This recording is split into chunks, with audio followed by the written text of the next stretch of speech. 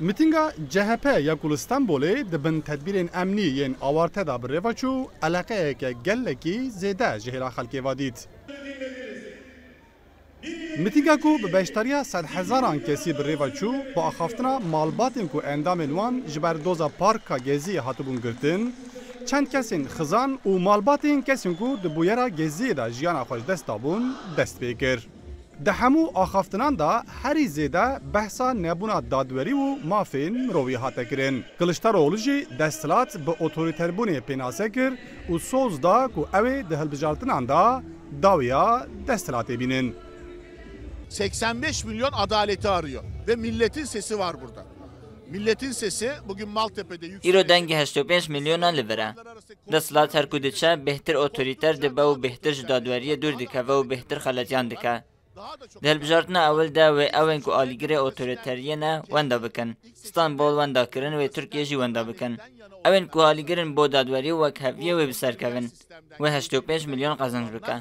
Kaybedecek. İstanbul'u kaybettiler, Türkiye'yi de kaybedecekler. 85 milyon kazanacak. پشتی کو جزای حبسی و قدخه سیاست بو سروکاوان یا استانبولی جانان کافتانجوغلو هاتدان CHP بریاستند دا گلستانبولی متینگه که مزن لدار بخه.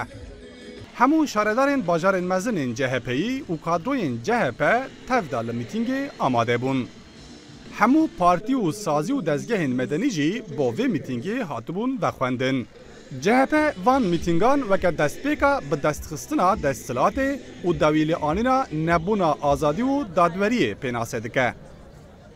وان میتینگا Bona adalete, bona hürriyete, bona özgürlüğe, bona demokrasiye.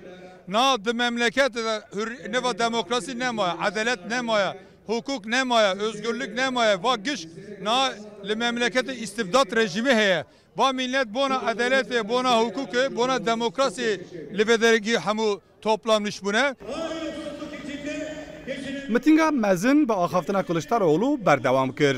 Kılıçdaroğlu da axaftına xwe diyar kir ku dema ew bûn destilat ew ê herî zêde giringî bidin dadwerî û wekeviyê.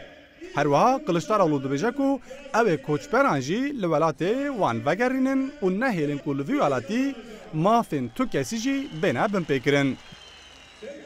Di axaftina xwe de serokê CHP amaje bi qedexekirina konsertên hunermendên Kurd jî kir û got ku destilat êdî tehemûla muzîka Kurdî jî nake.